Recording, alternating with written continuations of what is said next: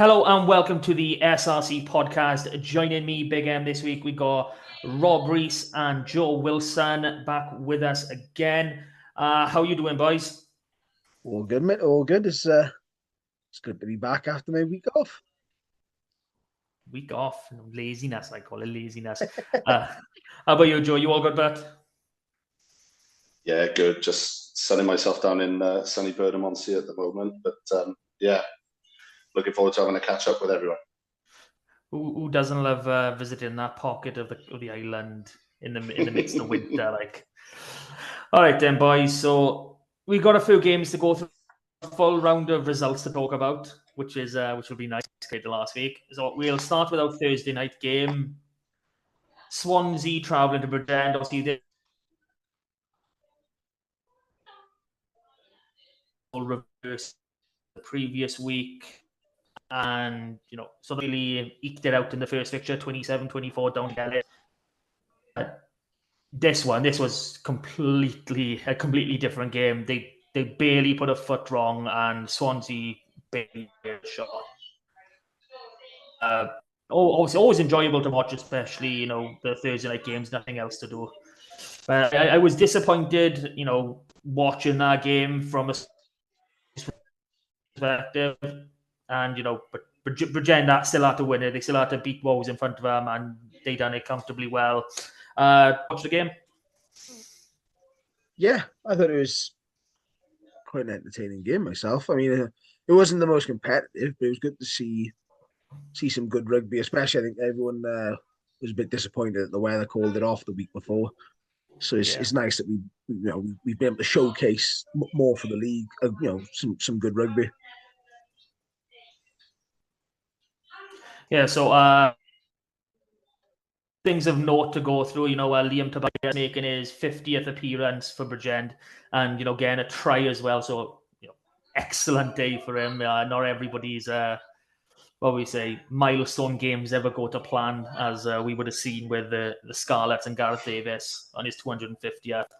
So 6 tries to Bridgend, which looking at Bridgend so far this season, it's more than you would have probably not expected. Like only 2 the week before, they've done a well try scoring, but they getting 6 tries, and it's that bonus point to go 6 points for the game is just you can't ask for much more. So Joe, obviously Bridgend were brilliant with what they had to do. So what are you thinking with Swansea? What were their issues? Yeah, it was really interesting watching Swansea. I thought they were very passive in defence. There wasn't a lot of competition at ruck time from them at all. There was one phase that I sort of about 10 minutes from minute 55 in the second half. I just made a note of everything that went on. They had the fifth try. Chris Davis had just scored. Came from an aimless punt up into the air. They lose ground almost. They lose ground from the kick because they're offside. There's a line out. Happens within seconds. They go one phrase and there's an inside line break. You get another try. Shortly after, they're pinged for obstruction, attacking line out. They messed it up. Next line out, there was a knock on. This is all Swansea. Penalty at the line out, kick to the corner by Ben Bennell. They didn't win the line out. And then lastly, I can't remember who it was. They basically made the wrong defensive read. They didn't pick up the pass.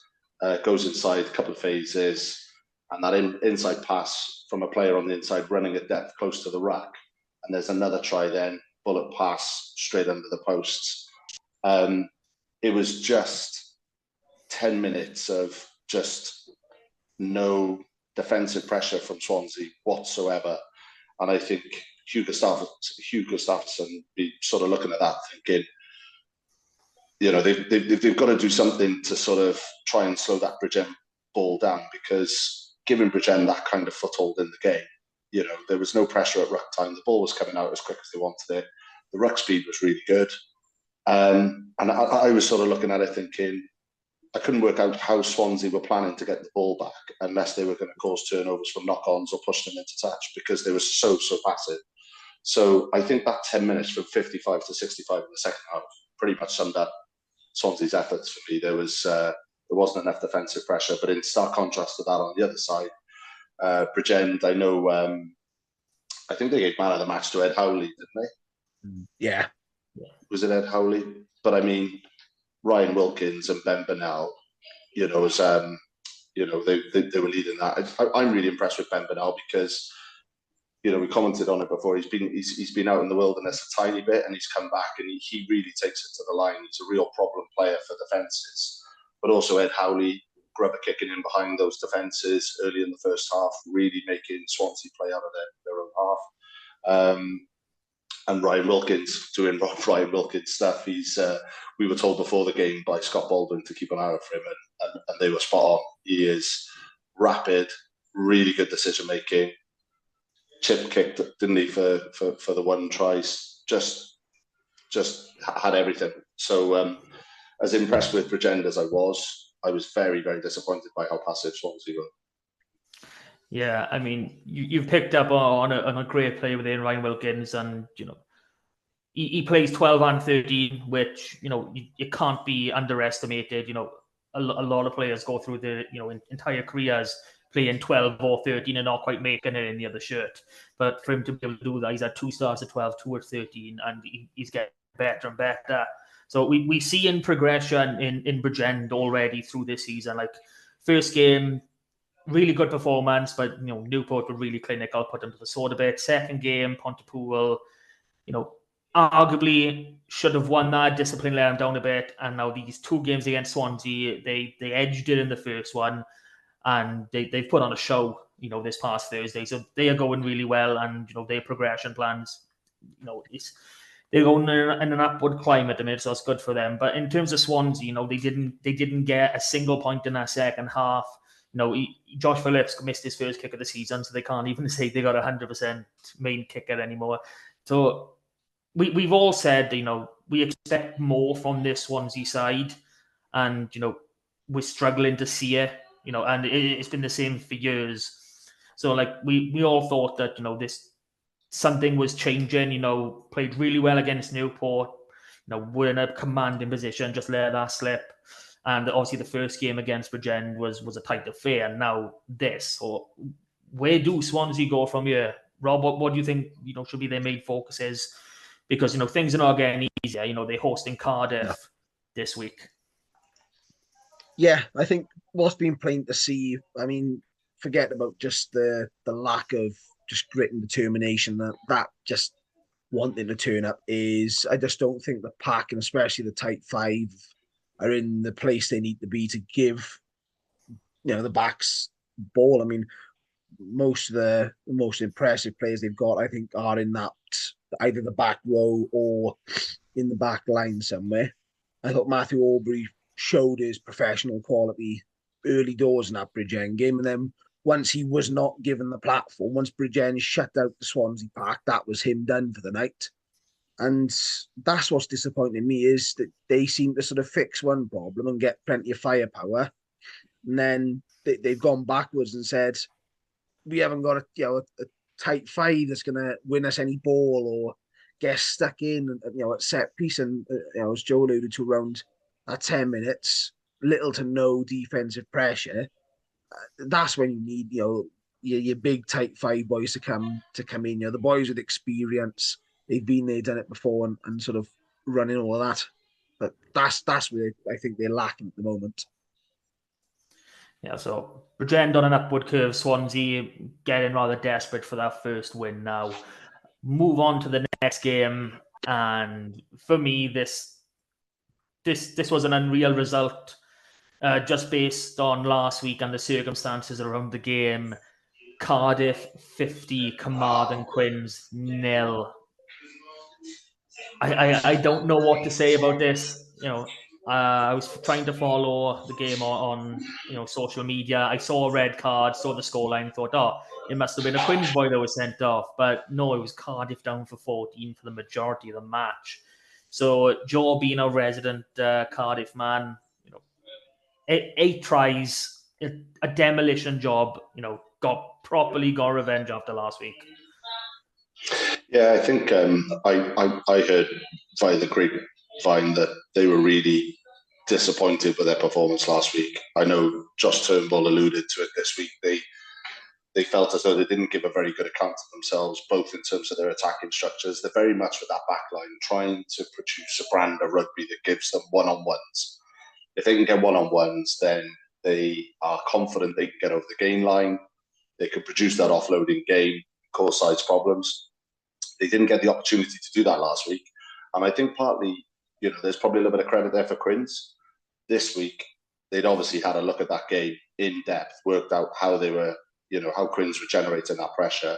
And they just removed that, even with 14 men. And I mean, I know you and I we swapped a couple of messages, didn't we? Because I was just, my head had gone. I was like, how are we winning 21-0 at halftime? How are we winning 21-0 at halftime down to 14 men? I was gobsmacked. And then when I saw the final result, the coaching staff will be chuffed to bits with that, because that sounds as if, everything that they've done in the week, learning wise from last weekend's game, came to pay dividends. And I think the Quins will be smarting from that. There'll be a little bit of soul searching done this week down west, I think, after that result, especially with against 14 men for 60 minutes. Yeah, 100%. And we looking at both the sides. They had the regular academy boys in there, but no senior boys from the Cardiff or Scarlets, so none of them parachute players. And in terms of the Quins, they actually had a few boys returning, making their first appearances. You had the likes of Lucas Sataro, Roddy Lewis, who were both down the Junior World Cup in South Africa this summer. You've had Isaac Young, who's another hooker that was down there with the Wales 20s, who looked really promising and had already turned out in the URC with the Scarlets. So incredibly disappointed for them. I'm probably going to think they're going to go into training and just say, they'll have a little analysis on the game, but it'll be a case of, that's a blip. We're going to forget about it and move on with our season. So, Rob, what was your take on this?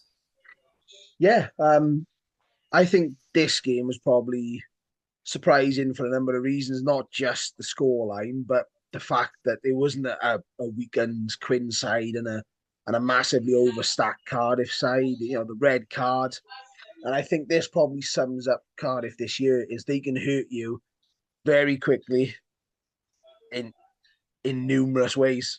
And you only have to look at the way that, the second half, they're pulling away. They're scoring more points in that second half than they did in the first half. And the time they'd already played with 14 men was significant at that stage. So, yeah, you're probably right in terms of the Quins will probably just say, listen, boys, we made too many stupid mistakes, silly errors, basic stuff that's not good enough for, SRC rugby. And let's just sort that out. It's one of those ones. I don't think as a coach you can look too deeply into this. I mean, Quins have been really good overall the start of this season, and sort of their basics have been pretty good. My only concern for Quins is they're starting to leak heavy points. The Aberravon fixture saw some hefty points go in. Last week wasn't a low scoring affair. This week, obviously, the 50 burger goes in. They're going in the wrong direction defensively, and I think that's going to be a worry. I think you can bring in a lot of the age grade talent and sort of drop in any names you want from the Scarlets as well.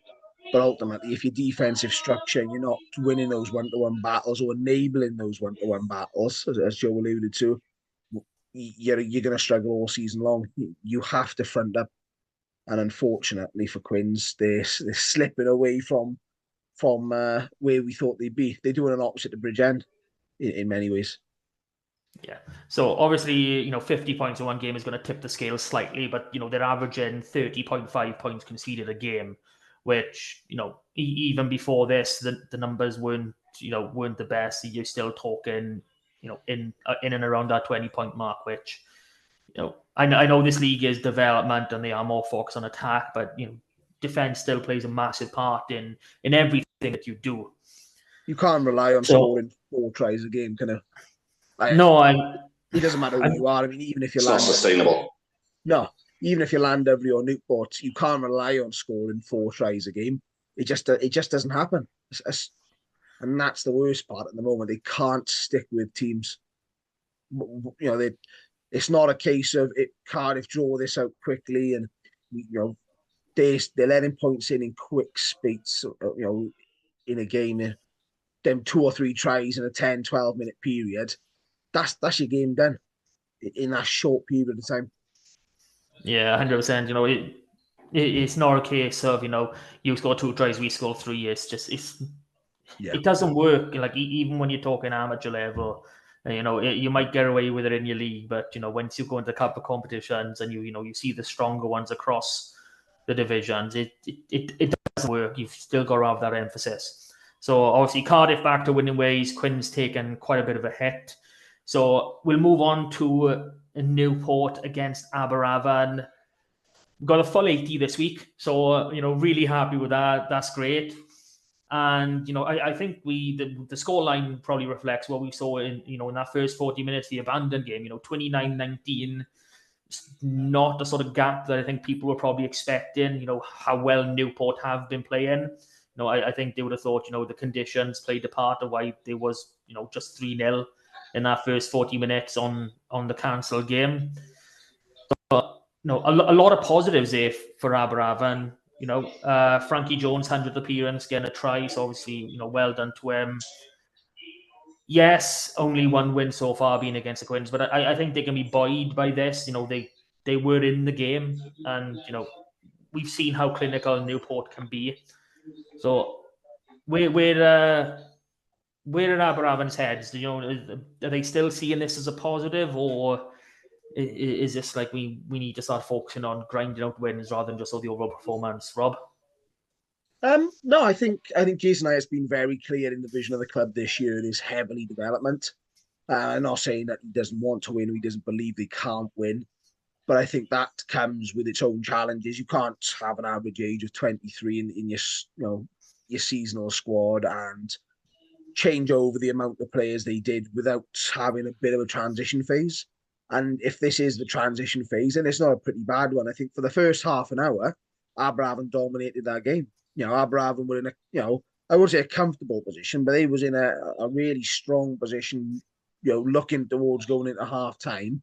Newport got the sort of the feet under the table right at the perfect time, and similar to the Bridge End game at home, they sort of put the sort of the 29 points in the next half hour or so, and that was game. It doesn't really matter what Aberafan were going to do at the end, being that 2 scores behind, that you weren't going to come back. So I think Jason and the team will be disappointed in the way they let Newport get back into them and not keep the pressure on them, especially so close to half time. But overall, I think, I don't think the coaching staff down at TAG will be too disappointed with performances, at least. Yeah. So obviously Newport, getting 5 match points, they got that try bonus. That's only undefeated side left in this league now, and with four rounds in, obviously 1 abandoned game. But that just speaks to the volume of this league and how even though some of these scorelines have gone in, this league is ultra competitive. People are beating anyone, only 1 undefeated and 1 winless. So 80% of this league is winning and losing. So that just speaks to the competitiveness. I mean, Newport got the job done. I don't think it was a vintage performance by them, especially with the way that Tyrone was saying they wanted to play this season. But they got the job done. So Joe, what are we thinking with Newport and Aberafan here, about?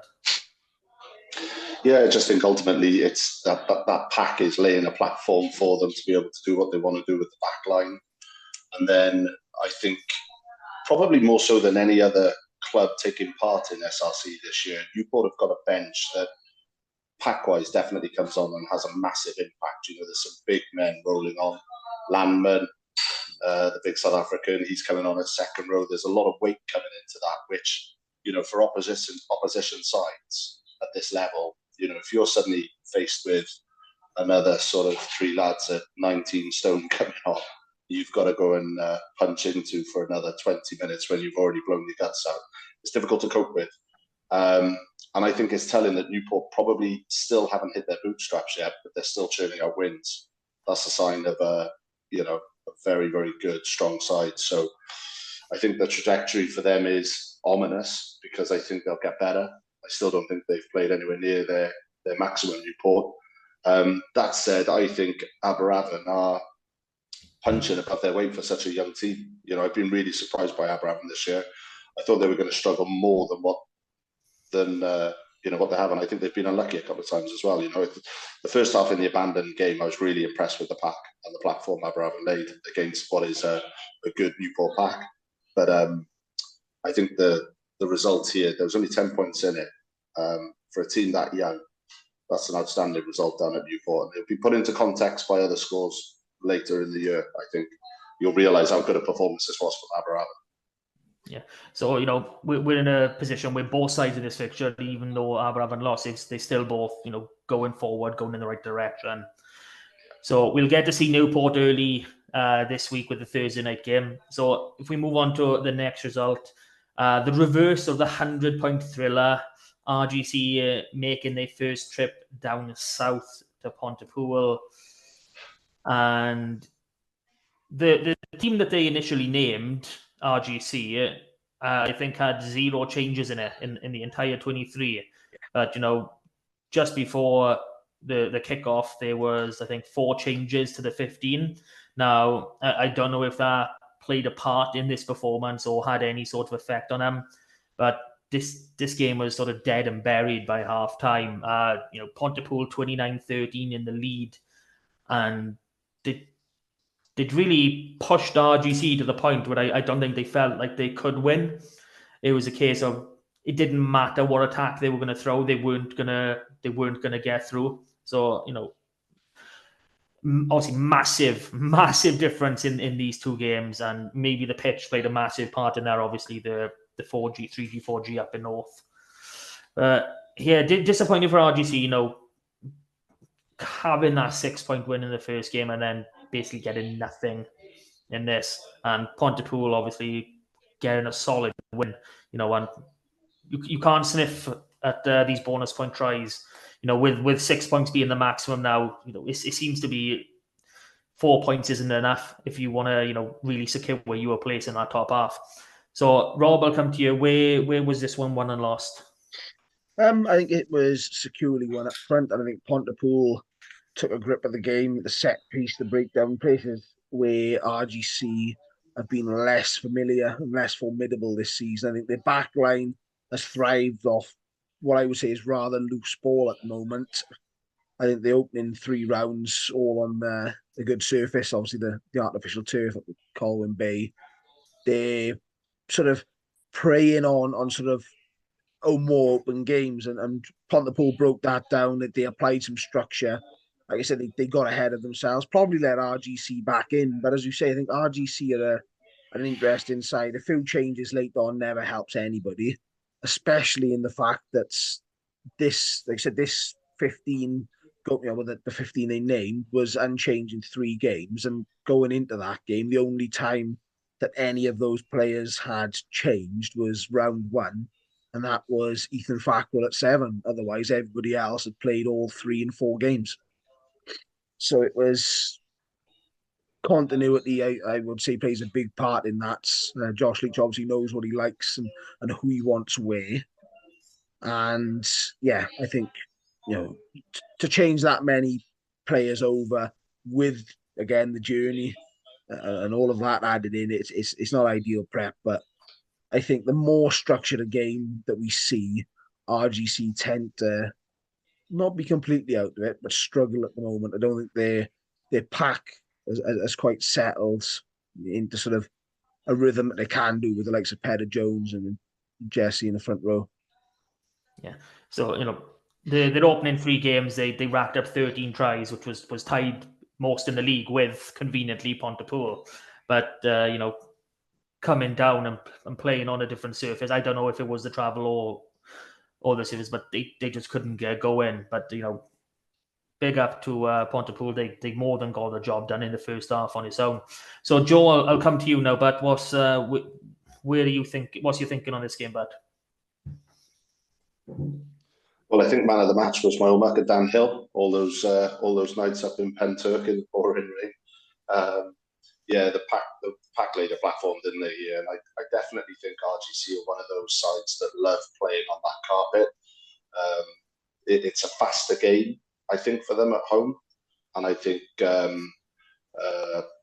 Pontypool would have been boosted by the fact that they've been able to name Tom Hancock now this week head coach, and I think one of the things that I was hearing from that coaching group was they'd learned a lot about RGC and the way that RGC wanted to play up north, and I think that there was probably a definite plan and a trap laid for the way that they wanted to counter that result last week. So fair play to Pontypool. Whatever they focused on this week, it really, really worked, because the game was done and dusted virtually by half time. It's difficult, like you say, to come back from the scoreline where it was, and I think Pontypool just sort of did a really, really good job in bludgeoning them up front on a really slower track, and suffocated the RGC backs from getting the ball and the opportunity to express themselves. So fair play to Pooler.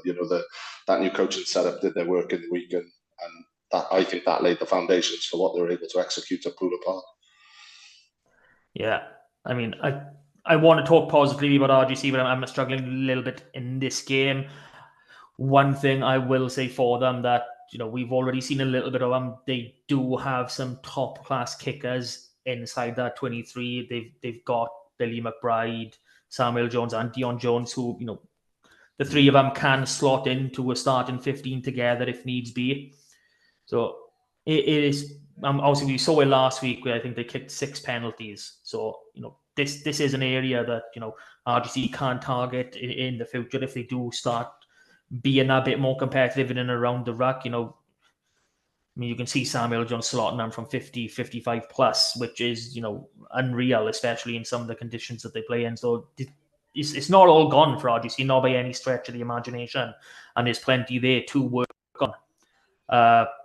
Pontypool, they ground out the win. I'm gonna have to say that last week, that 61-42 is gonna be their anomaly. They've either won or been incredibly close in their other 3 matches. So getting to where they need to be is what I'm gonna say. Pontypool so far this season. So that brings us on to the final game from the last round, which was Llandovery defending the Challenger Shield for the first time. Obviously, at home, this can only be defended at home against Ebbw Vale. Losing the first fixture, down Glass, Eugene Cross, however you want to call it. And this match had a different flow for Llandovery. Most of the games they've been a couple scores behind, they come back into it, a couple scores behind, and that's it. This one was a bit different. They took the lead, fairly early on, didn't last too long, but it was like, what was it, 7-3, 7-14, 14-all. They kept into this game. It wasn't a case of they needed a massive fight back in the last 10 minutes. And the one thing that they're going to be the most disappointed at is, obviously losing the game is never good. Losing this Challenger Shield is going to be, going to be a bit of a sting to them considering their home record over the past few years. But the fact is, 28-all, last minutes, ball in your own 22, and you give away a silly penalty to lose the game. That's not an Eros Evans side that I've come to know. So, Rob, obviously, you backed Llandovery last week and this week, and you were wrong on both counts. So I don't think there's many in Ebbw happy with you. But big up your side for us. But tell me everything they did right in this game. Yeah, no, I think it's, as you said, I think Llandovery didn't lose at home last season at all, I don't think. Church Bag's a notoriously difficult place to go. And they were confident, and speaking of Leary's pre-season, whilst it was sort of all being built and developed, he was looking forward to getting out there and sort of how it was going to improve their game. So I think we sort of made a few excuses for Landovery in round 1 and 2. The squad probably wasn't where they wanted it to be. That's not the case. We've seen Berry and Watkins come in now. They had Will Evans. Jack Davis was back for this fixture, even though he missed the week before. Yes, they're still missing some key names. Stuart Warren, at the open side, probably the biggest of them. But as I say, uncharacteristic. You got two sides who go at it up front, but Landovery took apart at times. The Ebu Moore, I know, Joe mentioned it around the Cardiff game. I think it was Joe, and how that is a weapon that is going to be consistently used by Ebu. And as you say, even with the man down, that they took advantage of Berry and Watkins going off after he was putting his ass by Evan Lloyd, and Joe Franchi got one of his 2 tries, which probably says it all. Evervale scored 31 points, didn't take the bonus point in that, only the 3 tries. But I think the best part for Jason Strange is how they saw out the game, even though it wasn't as comfortable as they would have liked it. Evan Lloyd actually missed a penalty kick before Landovery's equalising try from roughly the same spot. And it's one of those ones, you got your muscle memory. Normally, you hope that it's good muscle memory.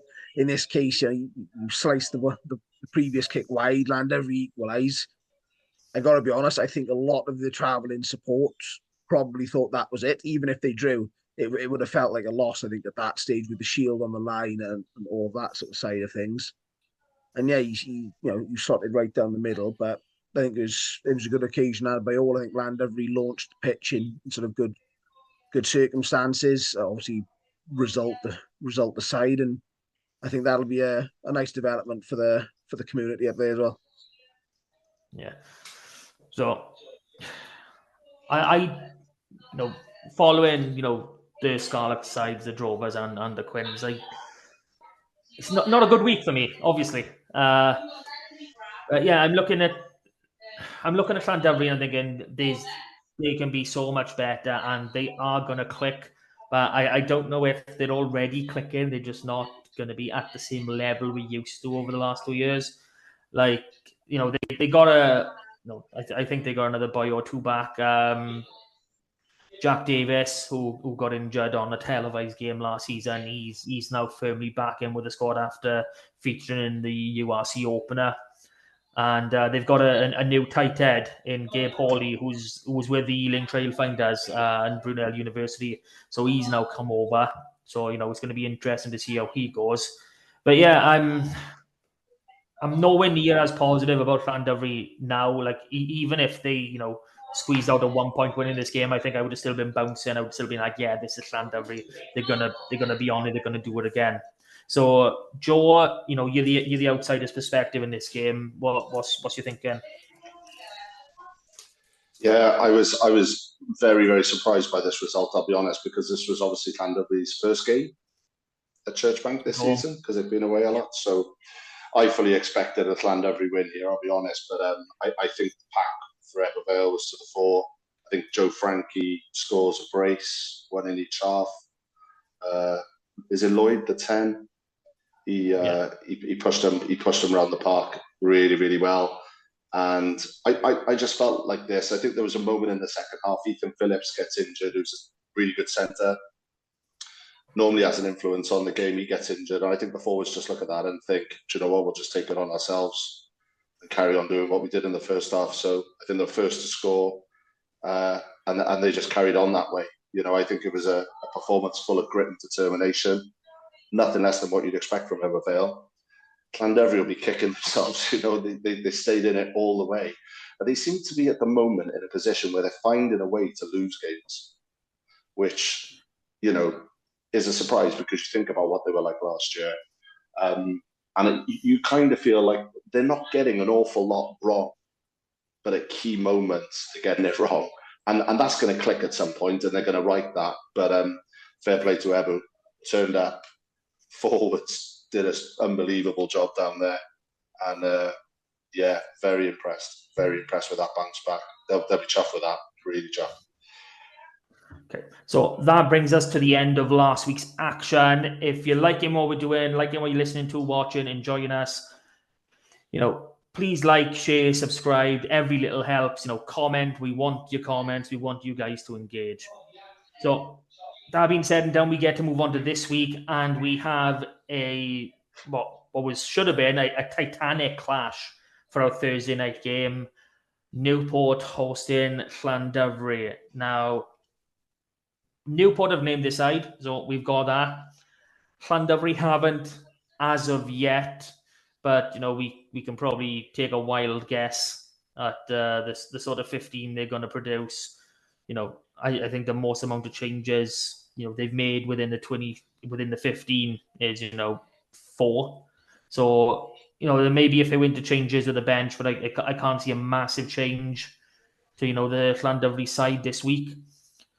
And then we've got Newport, who are basically flying high, and they've now got Matt O'Brien, Jay Foster-Smith coming back into the 15, and they've got Harry Fry, who's making his first start of the season. So I think we've kind of already talked ourselves into where this one is probably going to go. Yes, Llandovery will click at some point. They will start grinding out wins.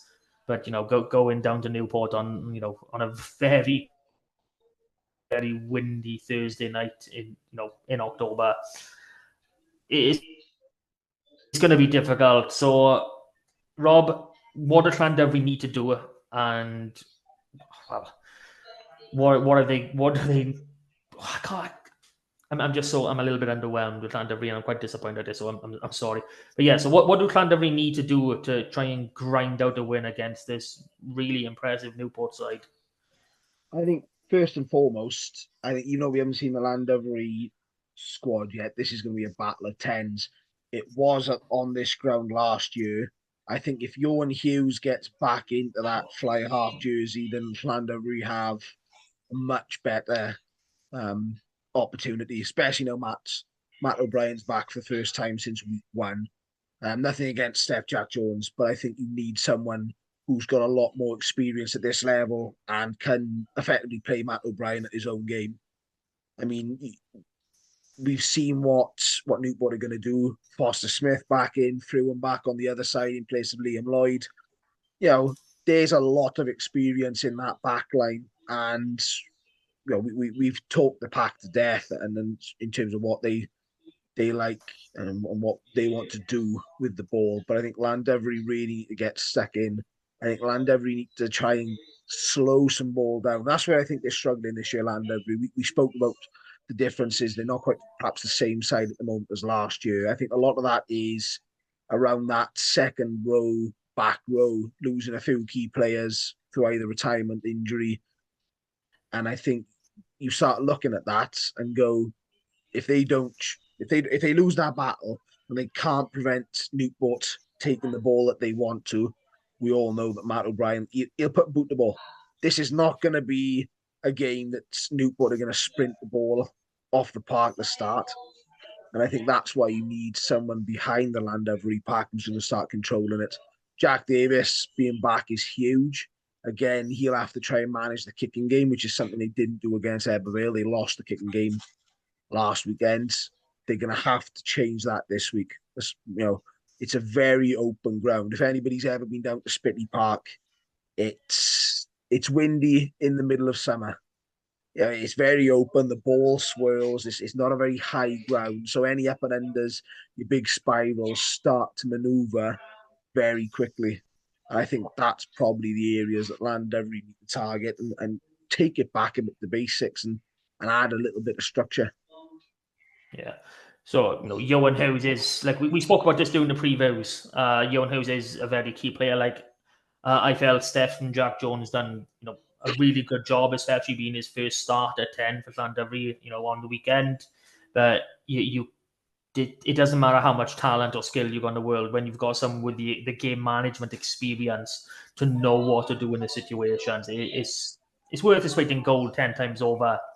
So I'm assuming you're going to back Newport for this one, Rob. So, Joe, I'm coming to you now. Are we going to see anything different? No, I just think what you've got from this Newport team is just the pack capable of producing a platform, and that's putting the likes of Yoan Davis, Lloyd Lewis.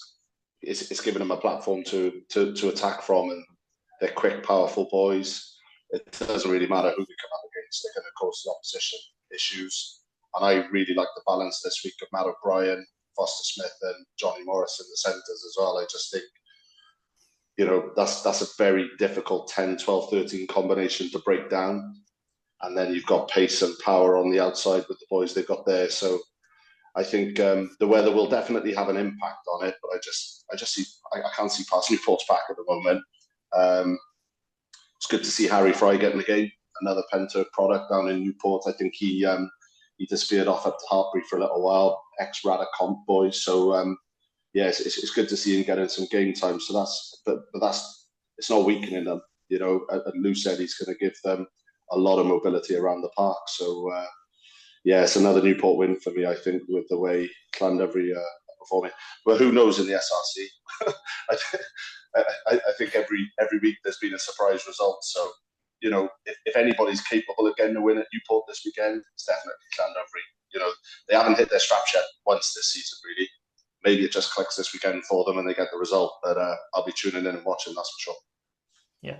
One thing I will say for Newport, they've got a lovely set of choices at 10 now. Carwyn Penny has been absolutely outstanding while he's been essentially filling in for Matterbury, and obviously I know he's back with the Dragons now, but they've had Will Reid already this season, and I can imagine he's going to get not a great deal of game time, but he will be involved more throughout the season. So that's an area where Llandovery are lacking a bit of depth, and Newport are just basking in the glory. But there, one thing I will say, even though we're only 4 rounds in and Llandovery really haven't hit their straps, they've lost every non-televised game they've had. They've won 100% of their TV games. So on that bit of false, I don't want to call it. I won't call it fake news, but on that bit of dodgy info, I'm going to back Llandovery to I gotta support the ones. Hey, I could be the only one with this right. Even George just admitted to that. So we like to break it up. Are you saying Llandovery are only performing for the cameras? Yeah, go for it. Let's say that. We need to get their VO analysis camera put online so they'll actually show us watching. I gotta be honest. I think for the league's sake, it probably would be best for Llandovery to win. As you said, 90%. That would mean 90% of the size of one hand lost. If we can get Swansea off the mark, I think it proves the point that the league is more competitive, and I think that the performances and results overall, we're seeing that. It'd be interesting to see Llandovery of the new France, which one are going to turn up. Exactly. Now, I 100% agree with you. Like, I've followed the Premiership for years. Obviously, this is the new incarnation. I've never been as invested as I am now. I'm really enjoying, seeing the scores coming in, the scorers, watching the progression of the games. It's really exciting and it's really good to get stuck in. So we got a 3-1 on that one. I'm the lonely boy picking Llandovery there. John, our missing man, he's got some personal issues he needs to deal with. He's back Newport as well. So this takes us on to Carmarthen Quins against Pontypool. I'm going to let you guys talk a little bit earlier before I come in. So Joe, I'm going to come straight to you on this one. Yeah, this is a toughie, isn't it? I think Carmarthen Quins will be absolutely seething, won't they? So I'm expecting a really, really big bounce back from the Quins. Pontypool, they haven't travelled well, really, Pooler, so far this year. So I think, I'm erring on the side of a home win again. But that said, Pooler's pack went really, really well this weekend. And if they can get parity of possession, that pack, and lay the platform, Pooler have got the back line to cause a few issues. So I'm not expecting there to be much in this. And I think Quins will be, whilst they'll be gutted with last week's performance, they won't be full of confidence either after that game last week. They'll be a bit, potentially a little bit shocked. So the first half's going to be telling. If they can come out and really set a platform, really give the back something to go with, Quins should edge this. But I always find it difficult to back against Pooler because I think the pack's ultra competitive. I'm gonna back Quins here. Quins by 5. Wow, I didn't expect that. I'd already had you down as a Pooler win. So this makes it exciting already. Rob, take it over, bit. Yeah, I think this is firmly going to be a battle of up front. I think it could be a case of, do either side get a few key men back? Does Scott Matthews slot back into the side? Do we see Tom Curry at Quins for the first time this season? I think what we're seeing is, we touched upon it, is Quins are starting to leak some points. I don't think it's going to be a massively high scoring affair, especially if the weather we've got keeps up. But at the moment, I'm going with the Pontypool, where I think they've got slightly too much up front as we are. And I think a bit of structure. I think Pontypool, like I said, a bit of an uncharacteristic start. Win, sort of a loss win. I think they want to try and buck that trend now and start kicking on. I think the coaching sort of setup being publicly settled always helps. I think Pontypool are that sort of club where the rumour mill turns and it doesn't really help them. But I think now everything's out in the open and sort of they are where they are. I think with they've shown that they can tactically and sort of master an opposition with nullifying RGC's threat. I can see something similar going on at the park. Yeah, I'm just gonna say, Quins are undefeated at home so far this season. They're 2 from 2. We're forgetting the Cardiff result. That's a blip. Could have done better against Aberafon in the game. They did lose only 6 points. So, I'm going to back the Quins. I'm interested to see what sort of side turns out now. Just looking at, obviously, the level above the pro teams, there's been a few players, return from injury for the Scarlets. So now a couple more boys like Jack Davis was involved in the URC round 1. We've seen him with Llandyfri. Morgan Jones is another one. We had Ben Williams with the Quins last week. I think he picked up a little knock. He probably could have played on Saturday, but it was, more precautionary because he was in and around the park on Friday night. I know that much. So I'm interested to see what side they get. I'm expecting at least 1 or 2 parachute players, possibly more. So it's going to be interesting. I'm backing Quins all the way for this one because back at home, undefeated, I think, you can turn that place into a fortress. You've already got that bit. We're undefeated so far this season at home in the league. I think you can really build on that. So that leaves us 2-2 for this game. So we're going well in our prediction lead. We're going well. So next game is Ebbw Vale at home to RGC. Rob, I already know you're back in RGC, so, happy days. No, tell me about, are you finally going to see, the error of your ways, and are you going to back your own team? Yes, as I've done all season, I'm confident in an Ebbw Vale win. I think this is going to follow a very similar pattern to last weekend. I think you've got an RGC side that want to play a bit off loose ball and sort of like a nice surface. The pitch is looking good at Ebbw Vale. Likewise at Pontypool, but as soon as you get that rain, it becomes very heavy very quickly.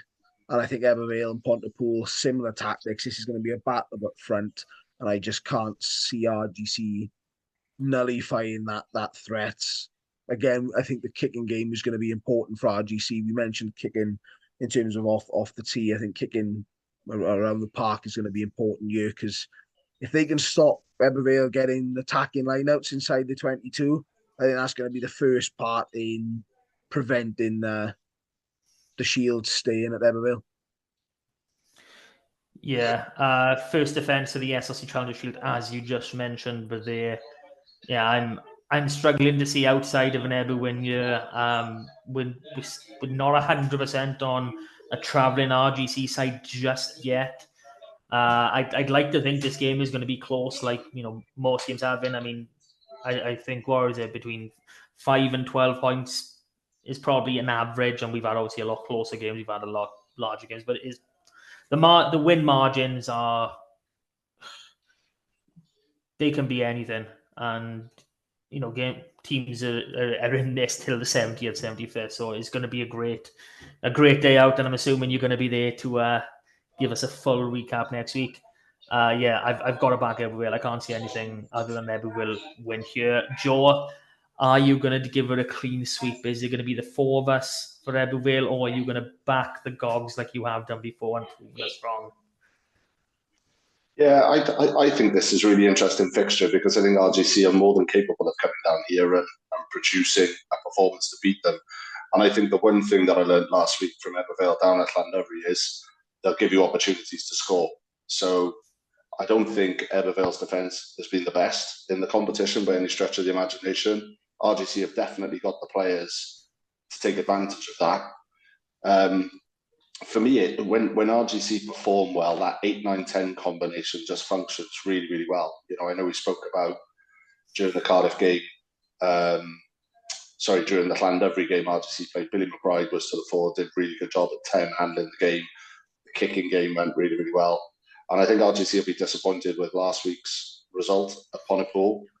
And I think having a run on that surface will have done in the world of good. The weather's almost the biggest influencer for this on this one for me. I think if it's a wet pitch, Ebervale will prevail. I think if it's a dry day, RGC get it. But I'm going to back RGC. I'm going to go with an RGC win. Yes, I'm happy with that. We've got a 3-1 in favour of Ebu. These prediction league is going well. I like having to mix it up. Okay, 3 games down, 2 to go. Probably one of the more interesting ones to look at, Aberavon against Bridgend. We've all sort of predicted them in a sort of similar positions. I know Rob got a, 7th to 10th, you think that bottom 4. And, that is where they both will possibly end up. So it's going to be an interesting encounter to see where they both are going for. Like Bridgend have shown an upward curve. They are progressing.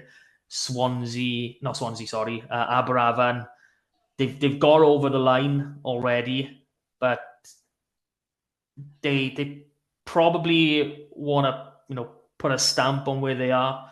They want to show that okay, we're not competing to properly beat the Newports and obviously Ebu Vales now this season, Cardiff's, but we can beat these bottom half teams home and away.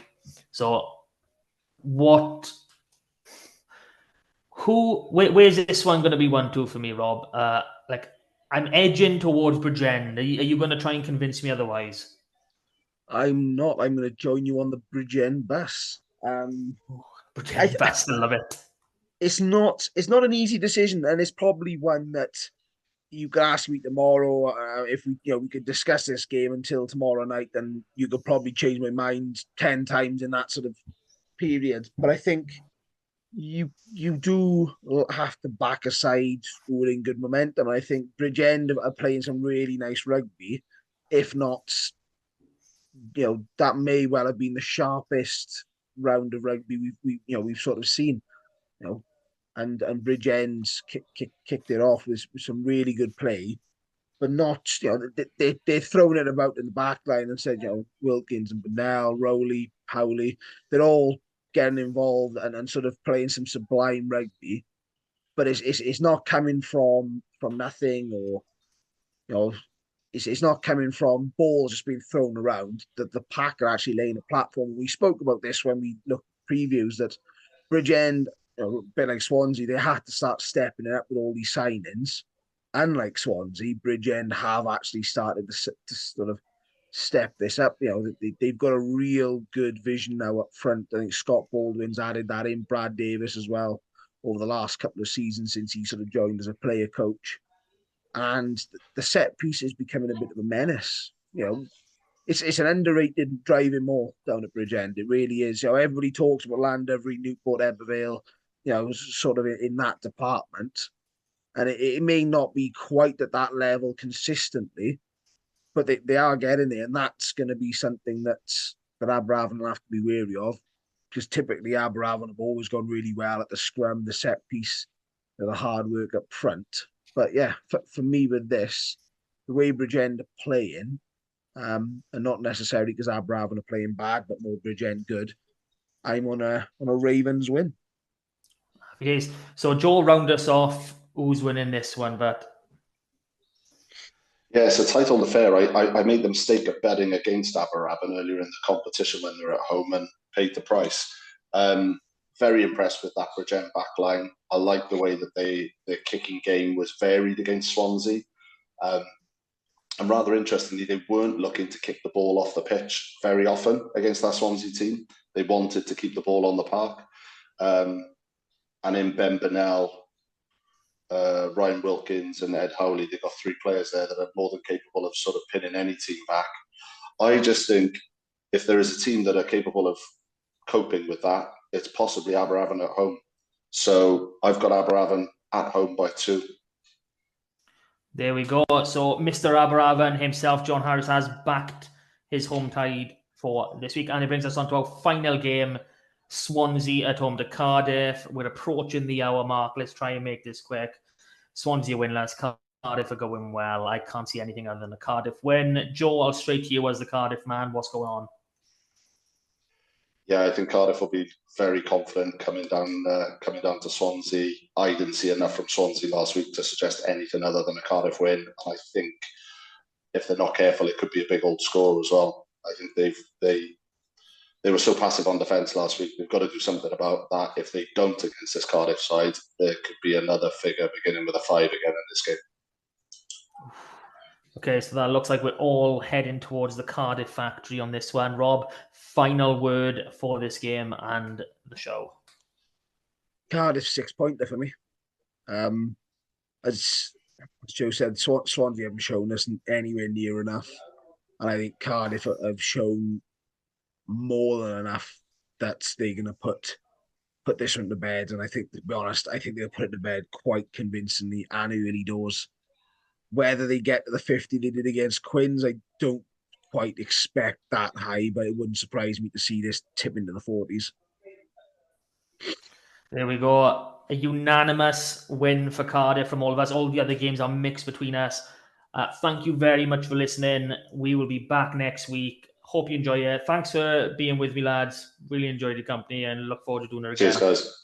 Bye, guys.